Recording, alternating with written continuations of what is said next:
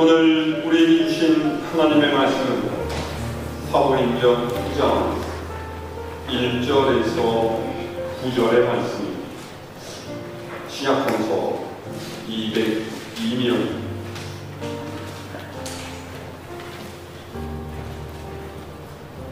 봉독하겠습니다. 사울이 주의 제자들에 대하여 여전히 위협과 살기가 등등하여 대제사장에게 가서 다메섹 여러 회당에 가져갈 공문을 청하니, 이는 만일 그 도를 따르는 사람을 만나면 남녀를 강론하고 결박하여 예루살렘으로 잡아오려 함이라. 사울이 길을 가다가 다메섹에 가까이 이르더니 호련히 하늘로부터 빛이 그를 둘러 비추는지라.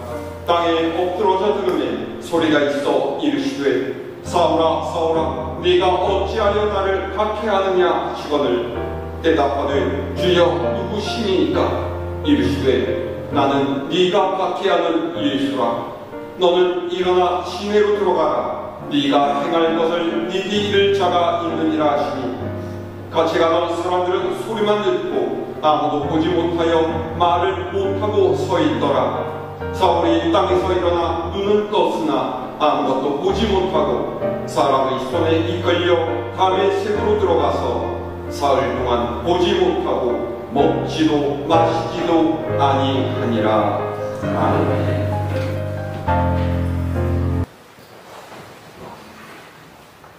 요즘에 TV에 나오는 광고 중에 오징어 게임으로 세계적인 히트를 친 배우 이정재 씨가 나오는 보험 광고가 있습니다. 이정재 씨가 자리에 앉아서 월별 계획표를 보는 모습을 비추어주면서 이런 멘트가 흘러나오죠. 사람들은 항상 좋은 일만 계획하죠. 하지만 어디 인생이 계획대로 되나요? 생각지 못한 일병, 갑작스러운 사고에 당신을 지켜주는 땡땡 보고, 당신 인생에 꼭 필요한 플랜 마음이합니다. 땡땡 보고. 어떻습니까 여러분? 머릿속에 떠오르세요? 그렇습니다. 우리는 인생에서 많은 목표를 세우고 계획을 짜고 또 그것을 이루기 위해서 달려갑니다. 하지만 그 길은 절대로 평탄하지가 않습니다.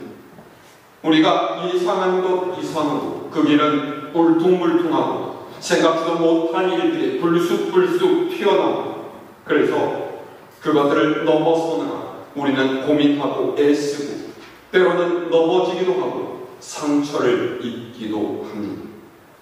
그래서 이런 돌발적인 변수에 대응하기 위해서 이정재 씨가 선전하는 땡땡보, 그런 거 필요한 게 아니겠습니까? 그런데 사람이 이런 모든 수고와 노력에도 불구하고 우리의 인생은 늘 예측 불허라서 보험이라든지 몇몇의 대비책만으로는 다 감당할 수가 없습니다. 언제 어디서 무슨 일이 나에게 일어나게 될지 알 수가 없죠. 그러나 우리가 알 수 있는 것 단 한 가지가 있습니다. 그것은 우리의 인생이 하나님의 손에 붙들려 있다라는 사실입니다. 하나님께서는 우리의 과거와 현재를 아시고 아직 다가오지 않은 미래까지 아시는 분이십니다. 그래서 하나님을 가까이 하고 그분의 뜻을 알고 하나님께서 원하시는 인생으로 살아가는 것이 중요합니다. 하나님께서는 그분을 따르는 우리에게 세상의 시련과 고난 속에서도 다시금 일어설 수 있는 힘을 주시고 언제나 소망 가운데 살아갈 수 있도록 돌보시는 분이기 때문입니다. 오늘 말씀은 초대교회의 위대한 지도자요 선교사였던 사도 바울이 사울이라는 이름으로 주님을 만났을 때의 순간을 기록하고 있습니다. 우리 이 이야기 너무나 잘 알고 있지요. 아마 바울은 절대로 자신에게 이런 일이 일어나게 될 줄 몰랐을 것입니다. 그러나 그가 다메섹으로 가는 길 위에서 부활하신 주님을 만난 것은 이미 그를 쓰시려고 계획하신 하나님의 뜻에 의한 것이었습니다. 오늘 말씀을 살피기 전에 사도 바울의 전이요, 그러니까 사울이었던 그에 대해서 한번 알아볼까요? 우리가 알다시피 사울이었을 때의 바울은 장래가 기대되는 유대인 청년이었을 뿐만 아니라 유대인 사회 내에서 성공이 보장되어 있던 인생을 살아가던 사람이었습니다. 그는 길리기아 다소에서 태어났습니다. 길리기아는 지금의 터키 남부 지역으로, 이곳의 수도인 다소는 유대 본토인 팔레스타인 지방이 아니라 로마 제국에 편입되어 있는 도시입니다. 어떻게 해서 바울의 조상이 유대 땅이 아닌 다소에 와서 살게 되었는지는 알 수 없지만 바울은 이곳에서 태어남으로써 로마 시민권을 가진 로마인의 자격을 획득할 수가 있었죠. 게다가 바울이 말하기를 그가 태어난 지 8일 만에 할례를 받았다라고 하니, 비록 그의 집안이 이방인 지역에 살고 있었지만은 유대교 전통에 충실한 가문이었다라는 것을 알 수가 있습니다. 다시 말해서 바울의 집안은 외국에 살면서 로마의 시민권을 가진 부유한 가문이었지만은 이방의 풍습과 문화를 따르지 않는 모세의 율법을 지켜서 살아가는 완고한 유대 가정이었다라는 것이죠.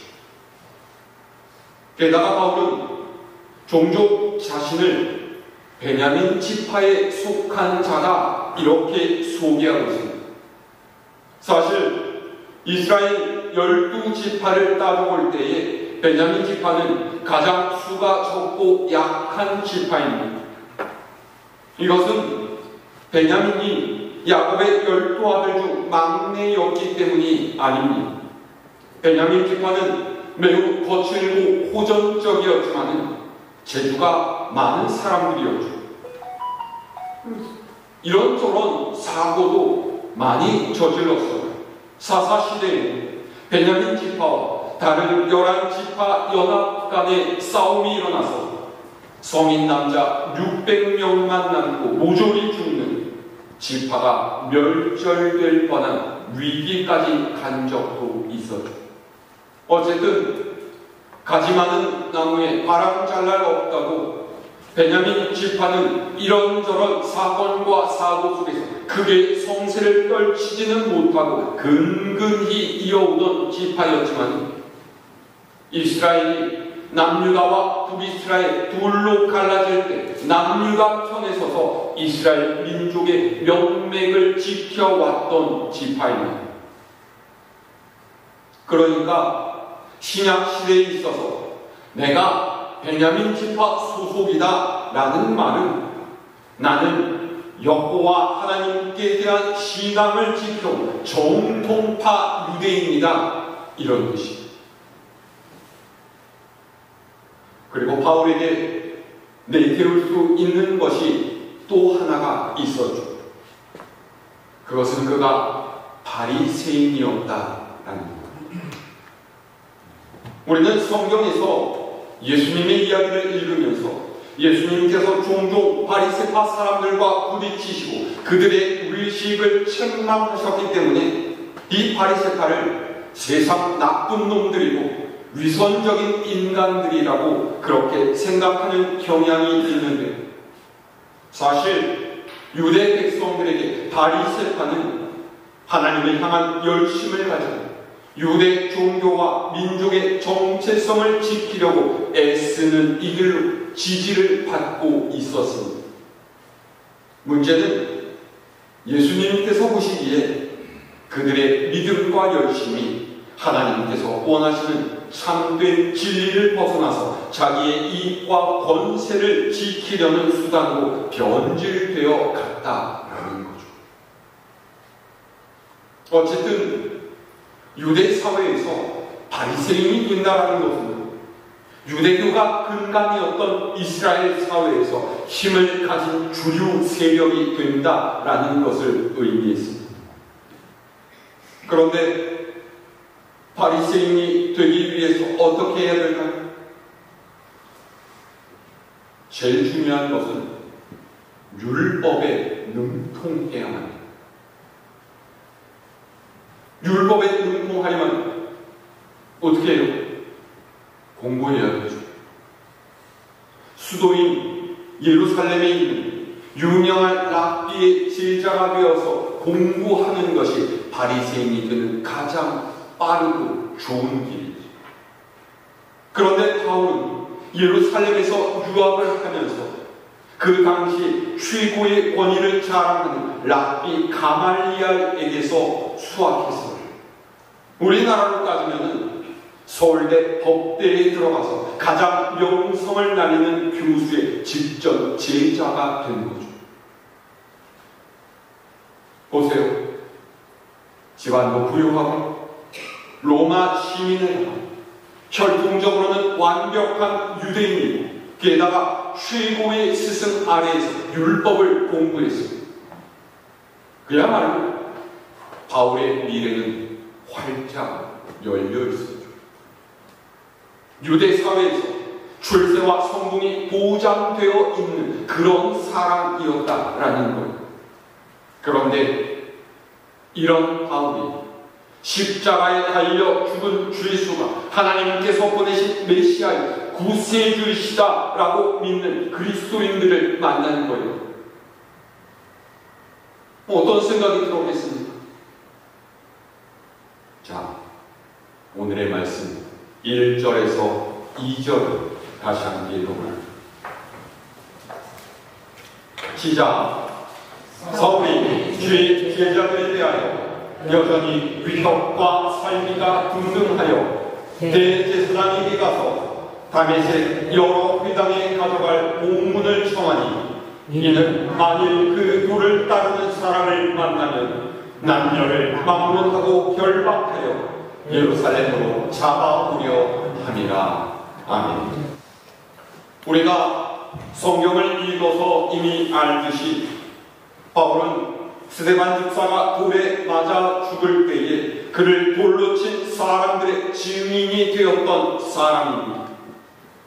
그러니까 스데반의 죽음은 모세의 율법에 따라서 합법적인 것이고 그를 돌로 친 사람들에게는 죄가 없다라는 것을 증언해줄 역할을 맡았다라는 거죠.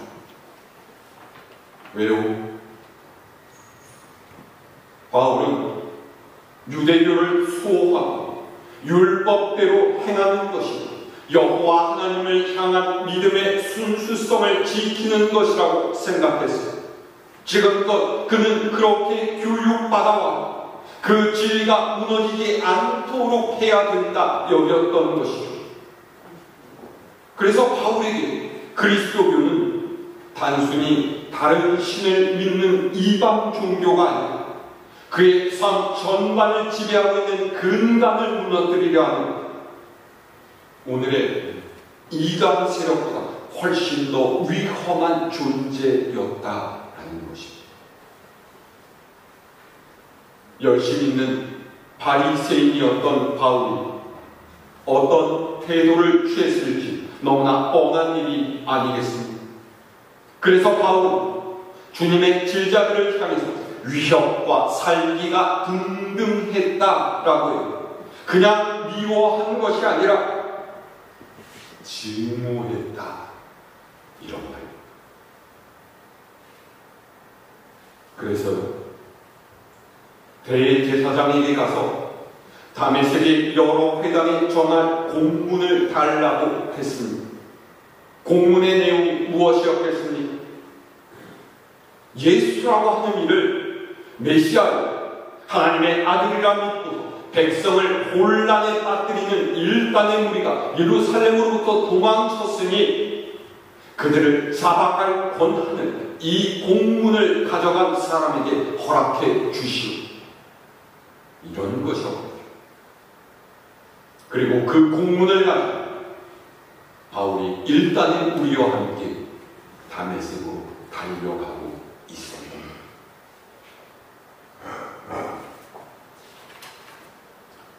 보세요. 바울은 자신이 하고 있는 일이 잘못된 일이라고는 전혀 생각하지 않았습니다. 그는 자신만만한 인생이었습니다. 짱짱한 집안에서 부유하게 살았고 명망 높은 랍비를 스승으로 모셨고 유력한 종교 지도자들의 신망을 얻고 있는 전도 유망한 사람이었습니다. 유대 사회의 중요 인사로 올라설 수 있는 중요한 자질과 능력을 갖추고 탁월한 능력으로 사람들에게 인정을 받고 있었기 때문에 다른 이의 말에 귀를 기울일 필요조차 없었던 거죠. 그래서 그는 열의와 열정에 불타서 그리스도인들을 잡으러 다메섹으로 향하고 있었습니다. 그런데 그런 그에게 마른 하늘에 날벼락 같은 일이 벌어졌다. 자, 3절에서 7절 말씀을 읽으죠. 시작. 사울이 길을 가다가 호련히 일찍 그를 불러 땅에 들어서 소리가 있어 이르시되 사울아 사울아 네가 어찌하여 나를 박해하느냐 하시거늘 대답하되 주여 누구시니까 이르시되 나는 네가 박해하는 예수라. 너는 일어나 시내로 들어가라. 네가 행할 것을 네게 이를 자가 있느니라 하시니 같이 가던 사람들은 소리만 듣고 아무도 보지 못하여 말을 못하고 서 있더라. 아멘. 아무런 예고나 전조 현상도 없이 벼랑간에 일이 발생합니다. 사울이 길을 가는 도중에 하늘로부터 빛이 그를 비추어 음성이 들려왔어요. 사울아 사울아 네가 어찌해 나를 박해하냐. 얼마나 당황스러운 일입니까. 그 똑똑하고 자신만만하던 사울이 전혀 일상하지 못했던 상황이 발생한 것. 바울은 기겁해서 땅에 엎드러졌습니다. 놀람과 두려움 때문에 저절로 몸이 숙여졌던 것이죠. 혼비백산한 사울이 부르짖습니다. 도대체 당신 누구십니까? 나는 네가 박해하는 예수다. 기가 막힌 노릇 아니겠습니까? 지금껏 사울의 인생은 거칠 것이 없어서 자신이 믿고 행하는 것이 옳다고 생각하면서 한치의 의심도 갖지 않고서 살아왔죠. 그가 듣고 보고 배운 율법도 그랬고요. 만났던 사람들도 그에게 잘한다고 박수를 쳐주었고, 그런데 지금 그 모든 것이 송두리째 무너지는 엄청난 경험을 하고 있습니다. 그는 이 상황 앞에서 아무것도 할 수가 없습니다.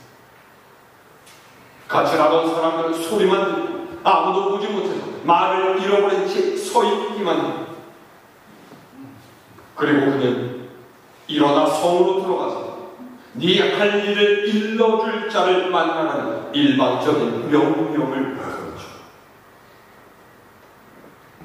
자, 이어지는 8절에서 9절 말씀도 읽어볼까요?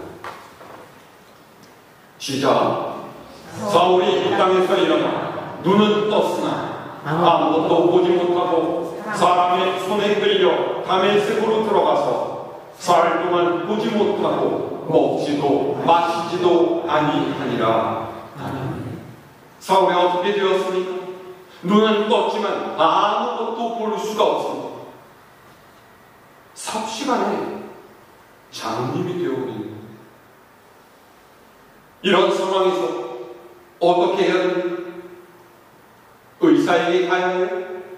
아니면 그를 지지해주던 바리새인들에게 도움을 청해야 될까요? 그럴 수가 없는 처지예요. 가서 뭐라고 얘기하겠습니까? 길을 가는데 갑자기 빛이 나에게 비추더니 우리가 그간 박해하던 이들이 따르는 예수라는 분이 나에게 이런 이야기를 그 후에 갑자기 내 눈이 멀게 되었습니다. 그러면 사람들이 이 이야기를 정말 어떡하지? 이러겠습니까? 뭘 말도 안 되는 소리를 머리가 잘못된 것 아니야? 이러지 않겠어요? 사울은 꼼짝없이 주님의 명령에 따라 행동할 수밖에 없게 되었죠. 그의 의사에 관계없이 하나님께서 강제적으로 그의 인생에 개입하십니다.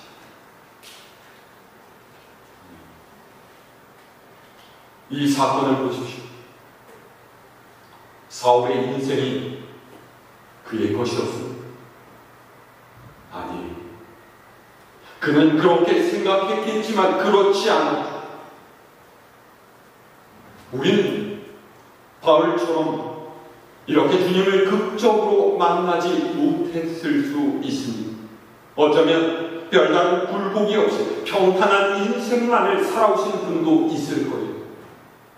하지만 성경은 그런 너의 인생 또한 지금도 하나님의 계획 가운데 진행되어지고 있다, 이렇게 이야기하고 있습니다. 설교를 시작할 때 제가 보험 광고 이야기를 하지 않았습니까? 인생의 행복한 날들이 계속될 때 우리는 그것에 대해서 별다른 의견이나 의구심을 제시하지 않아요. 예수님을 믿는 사람이라면 하나님께서 복을 주셔서 내 인생이 행복하고 평안하다, 그렇게 이야기합니다.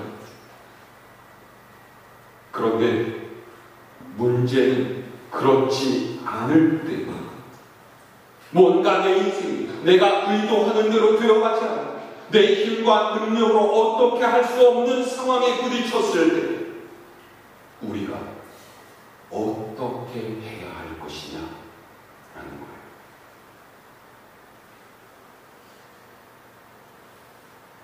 사울은 깊은 혼돈 가운데 빠졌습니다. 지금껏 자신이 옳다고 생각하면서 달려온 그 길 한꺼번에 붕괴되어 버린 거예요. 여러분, 싱크홀이라고 하는 단어 들어보셨습니까? 싱크홀. 싱크홀은 겉의 표면은 멀쩡해 보이지만 그 속은 비어있다가 갑자기 표면이 꺼지면서 붕괴가 일어난 큰 구덩이. 보통은 지하수가 흐르면서 땅속에 빈 공간이 만들어지고 그것이 한순간에 주저앉으면서 생겨나게 되는데, 이 사실을 모르고 그 위를 지나가거나 그 위에 건물이라도 짓게 되면 어느 날 갑자기 땅속으로 푹 꺼져버리는 대참사를 당하게 되는 거죠. 지금 사울이 이 싱크홀에 빠진 상태입니다. 9절의 말씀입니다. 그가 사흘 동안 보지 못하고 먹지도 마시지도 못했다라고. 그가 볼 수 없게 된 것은 주님께서 하신 일이니까 이해가 되죠. 그런데 왜 먹지도 마시지도 못했을까요? 사울은 지금 엄청난 곤란 가운데 있습니다. 이제까지 그는 예수 그리스도의 존재를 부인하면서 주님을 유대교의 해악을 끼치는 사이비 교주쯤으로 여겼던 사람입니다. 예수님에 대해서 들어본 적은 있지만 그것은 모두 광신자들의 주장이라고 생각하면서 무시하고 경멸했습니다. 그런데 자신의 모든 지식과 경험으로 이해할 수 없는 초자연적인 사건이 일어나는 거예요. 그는 자신만만하게 인생을 살아왔지만 이제 그 인생이 막다른 골목에 다다랐습니다. 예상하지도 못해 이해할 수도 없고 그렇다고 받아들일 수도 없었죠. 그래서 그는 식음을 전폐하고 고민했습니다. 자신이 알고 있는 지식을 총동원해서 해법을 찾아주죠. 그런데 그것이 성공했을까요? 그럴 리가 없습니다. 하나님께서 하신 일은 사람이 설명할 수 없는 거예요. 인간의 일반적인 상식과 논리를 뛰어넘는 것이 하나님의 역사입니다. 그래서 우리가 하나님의 역사를 체험한 후에 뭐라고 고백해요? 하나님께서 하셨습니다. 그렇죠? 일이 그렇게 시작이 돼서 이런 과정을 거치는 끝에 이런 결과가 생겼습니다. 이렇게 설명할 수 없는 놀라운 사건이 하나님께서 하시는 역사입니다. 하나님께서 하셨습니다 라는 말은 하나님께서만 이 일을 하실 수 있습니다. 세상의 모든 일은 하나님의 손에 달려 있습니다. 이런 고백인 것이죠.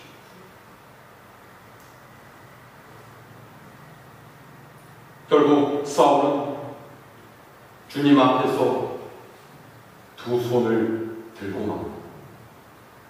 오늘 말씀 아래로 내려가 11절 하반절입니다. 주님께서 아나니아라는 제자를 부르시면서 사울이 기도하는 중이다 라고 말씀하세요.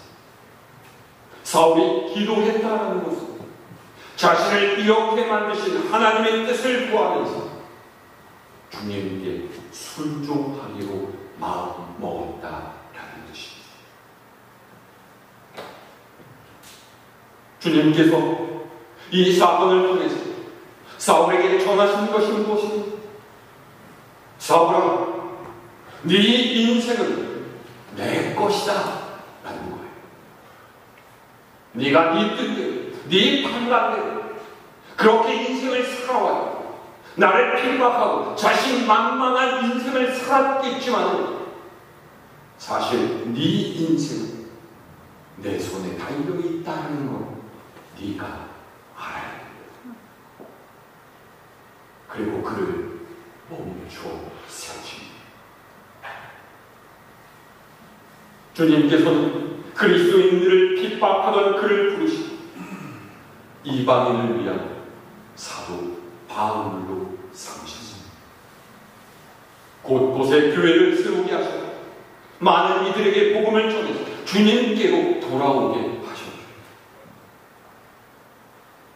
세상에 그 누가 이걸 상상이나 해석했습니까?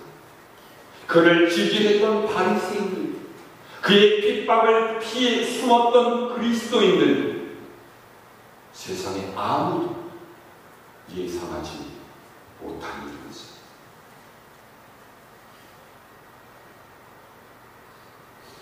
주님께서는 오늘 우리 이같이 말씀하십니다. 너는 네 것이다. 내가 너를 그리스도인으로 불러 내가 너를 사용해서 나의 일을 이루기를 원한다. 너는 멈추고 내 말을 들어라. 여러분, 이 말씀을 어떻게 응답하시겠습니까? 우리의 인생은 내 마음대로 사는 산다고 사라지지가 않습니다. 다메섹으로 달려가는 사울처럼 우리를 향하신 하나님의 뜻을 모르지 헛된 일에 힘쓰는 것이 아니라 우리를 향하신 그분의 뜻을 알고 하나님께 순종하는 인생이 되어야 할 줄로 믿습니다. 그러기 위해서 기도하시고 말씀을 묵상하자. 성령께서 우리에게 지혜를 주시고 하나님의 뜻을 따라갈 수 있도록 용기를 더하여 주실 줄로 믿습니다.